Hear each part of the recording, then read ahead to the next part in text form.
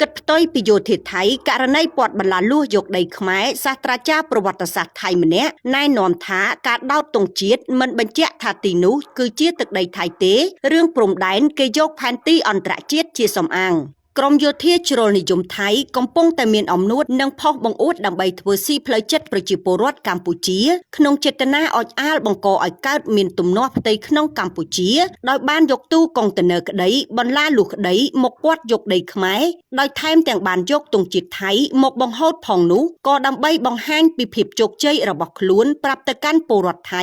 ដែលជឿលើពាក្យឃោសនារបស់កងទ័ពថៃដើម្បីកេងចំណេញប្រជាប្រិយភាពឈានឆ្ពោះទៅរកការទទួលបានផលប្រយោជន៍ច្រើនមហាសាលនោះគឺការអនុម័តកញ្ចប់ថវិកាជាតិពិសេសសម្រាប់កងទ័ពកាន់តែច្រើនជាងមុនថែមទៅទៀតនាពេលអនាគតយ៉ាងណាមិញមិនមែនគ្រប់ប្រជាពលរដ្ឋថៃនិងអ្នកបញ្ញវន្តថៃទាំងអស់សុទ្ធតែមិនមានការត្រេះរិះពិចារណាឬស្ដាប់តែលើការបំផោងព័ត៌មានពីជ័យជំនះរបស់កងទ័ពថៃដែលបាននឹងកំពុងតែបំពានឈ្លានពានលើទឹកដីកម្ពុជានោះឡើយក្នុងនោះឃើញមានសាស្ត្រាចារ្យថៃមួយរូបដែលជាបុគ្គលមានចំណេះដឹងនិងស្គាល់ប្រវត្តិសាស្ត្រជ្រៅជ្រះគឺលោកសាស្ត្រាចារ្យប្រវត្តិសាស្ត្រសាមិតលឺឆៃ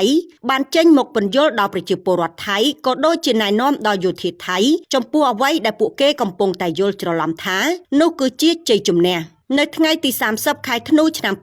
2025លោកសាស្ត្រាចារ្យបញ្ចេញទស្សនៈដោយភ្ជាប់ជាមួយរូបភាពក្រុមយោធាថៃថតជុំគ្នាមកប្រាំងប្រាសាទខ្មែរយើងដោយមានដោតទង់ជាតិថៃថាថ្ងៃនេះអ្នកប្រហែលជាមានមោទនភាពដែលអាចដណ្ដើមយកប្រាសាទតាមាន់ធំហើយយកទង់ជាតិទៅដោតនៅលើតួប្រាសាទចុះយ៉ាងណាទៀតនៅពេលដែលការបោះឆ្នោតកន្លងផុតទៅរដ្ឋាភិបាលថៃមិនថាគណៈបកណាក្លាយជាអ្នកដឹកនាំនោះទេក៏ត្រូវតែត្រឡប់ទៅចរចាលើបញ្ហាព្រំដែនជាមួយកម្ពុជាវិញដដែលនោះមានន័យថានៅទីបញ្ចប់យើងត្រូវតែពិនិត្យមើលថាតើផែនទីព្រំដែនដែលជាភស្តុតាងតាមច្បាប់អន្តរជាតិបានកំណត់ថាខ្សែបន្ទាត់ព្រំដែនស្ថិតនៅកន្លែងណាព្រំដែនមិនមែនស្ថិតនៅលើកន្លែងដែលទាហានទៅដណ្ដើមយកបាននៅពេលនេះនោះទេហើយតើពួកអ្នកដែលគ្រប់គ្រងយោធាដឹងដែរទេថាតាមផែនទីនោះខ្សែបន្ទាត់ព្រំដែនពិតប្រាកដស្ថិតនៅត្រង់ណាបើមានពេលទំនេរសាកល្បងស្រាវជ្រាវមើលទៅនោះអ្នកនឹងដឹងបណ្ដាប្រទេសនៅអឺរ៉ុប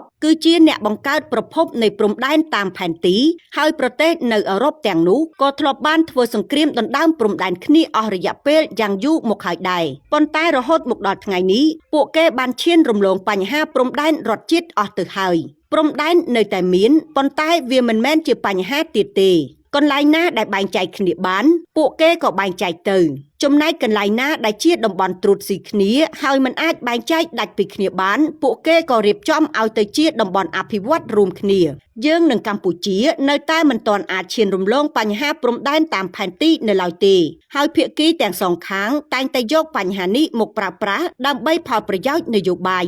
អ្នកដែលរងគ្រោះពិតប្រាកដគឺទាហានដែលឈរជើងនៅជួរមុខបងប្អូនប្រជាពលរដ្ឋដែលរស់នៅតាមបណ្ដោយព្រំដែននិងសេដ្ឋកិច្ចរបស់ជាតិសូមមេត្តាយល់ដល់សន្តិភាពកុំធ្វើសង្គ្រាមដាក់គ្នាទៀតអីព្រោះទោះបីជាធ្វើសង្គ្រាមខ្លាំងក្លាប៉ុណ្ណាក៏ដោយនៅទីបញ្ចប់ក៏ត្រូវតែងាកមករកតុចរចាវិញដដែលរូបភាពទាំងនេះគង់តែនឹងคล้ายជាអតីតកាលដែលកន្លងហួសទៅប៉ុណ្ណោះសង្ឃឹមថានឹងមានអ្នកដែលចេះដឹងនិងយល់ច្បាស់ពីប្រវត្តិសាស្ត្រដោយលោកសាស្ត្រាចារ្យសាមិតកាន់តែច្រើនហ៊ានចេញមកនិយាយការពិតដើម្បីដាស់ស្មារតីបងប្អូនពលរដ្ឋថៃមួយចំនួនដែលកំពុងតែវង្វេងដោយសារតែការផ្ដាល់ព័ត៌មានមិនពិតរហូតคล้ายទៅជាការខឹងស្អប់ជាតិសាសន៍រវាងកម្ពុជានិងថៃឲ្យភ្ញាក់ស្មារតីឡើងវិញព្រោះកន្លងមកពលរដ្ឋទាំងសងខាងព្រំដែនរស់នៅប្រស្រ័យតាក់ទងគ្នាផ្លាស់ប្ដូរពាណិជ្ជកម្មគ្នាទៅវិញទៅមកប្រកបដោយភាពសុខដុមរមនាដែលមិនមានភាពល្អក់កកនោះឡើយត្រយងនាំសារពិតគ្រប់ទីកន្លែង